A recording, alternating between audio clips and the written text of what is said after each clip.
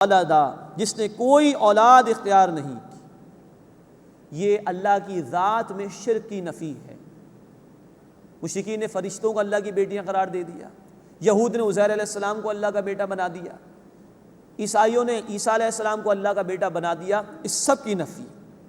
وَلَمْ يَكُنْ لَهُ شَرِيكٌ فِي الْمُلْكِ، اور اس کی ملکیت میں، اس کی بادشاہت میں اس کا کوئی شریک نہیں۔ یہ ملکیت کی نفی فرما دی اللہ نے۔ سیاسی سطح پر جو شرک ہوتا ہے اس کی نفی فرما دی۔ حاکمیت اللہ کے لیے ہے، 3 دفعہ قرآن نے کہا، سورۃ الانعام آیت 57، سورہ یوسف آیت 40 اور سورہ یوسف آیت 67 میں ان الحکم الا للہ، حکم کا اختیار فقط اللہ کے لیے ہے، سروری زیبا فقط الذات بے ہمتا کو ہے، حکمراں کوئی باقی بتانے آزر، قانون سازی کا اختیار اللہ کے لیے۔ اللہ کے مقابلے میں کسی اور کو حاکم مان لیا جائے، اللہ کے مقابلے میں کسی اور کو قانون ساز، لا گیور مان لیا جائے، شرک ہے، اس کی نفی کامل نفی۔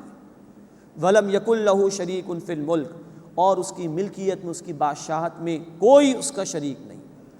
تیسری نفی مذہبی سطح پر جو شرک ہوتا ہے اس کی ہے، وَلَمْ يَكُنْ لَهُ وَلِيٌّ مِّنَ الذُّلِّ، اور کمزوری کے سبب اس کا کوئی دوست نہیں ہے۔ جھوٹے خداؤں کا تصور، جیسے مشرکین کہتے تھے کہ یہ تو ہمارے سفارشی ہوں گے اللہ تعالیٰ کے ہاں، اللہ ہے سب سے اوپر، اللہ ہی وہ کہتے تھے، لیکن کچھ اور بھی ہیں جن کو اللہ نے اختیارات دے رکھے ہیں، وہ اللہ کے بڑے چہیتے ہیں، معاذ اللہ، قطعاً نہیں۔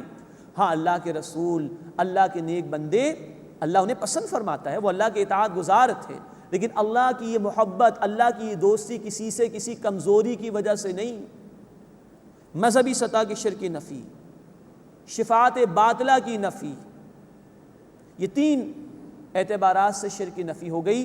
لم یتخذ ولدا، اس نے کسی کو اولاد نہیں بنایا، ولم یکن لہ شریک فی الملک، اس کی بادشاہت میں، اس کی ملکیت میں کوئی شریک نہیں، ولم یکن لہ ولی من الذل، اور کمزوری کے سبب کوئی اس کا دوست نہیں۔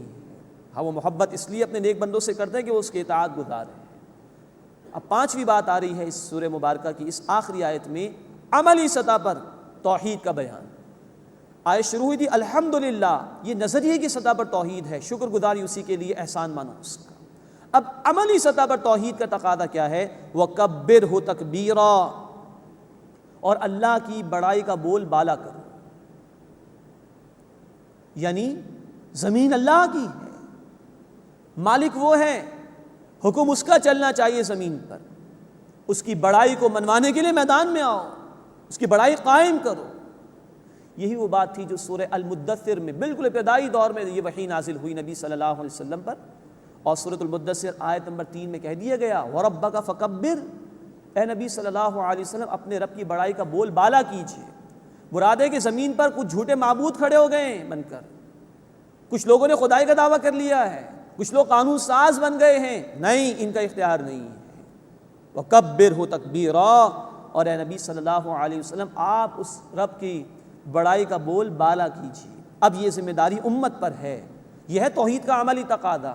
توحید صرف کسی عقیدے کو مان لینے کا نام نہیں، اس کی بنیاد پر پورے نظام کو قائم کرنے کا مطالبہ ہم سے ہے۔ سورہ شورى آیت نمبر 13، اقیم الدین، دین کو قائم کرو۔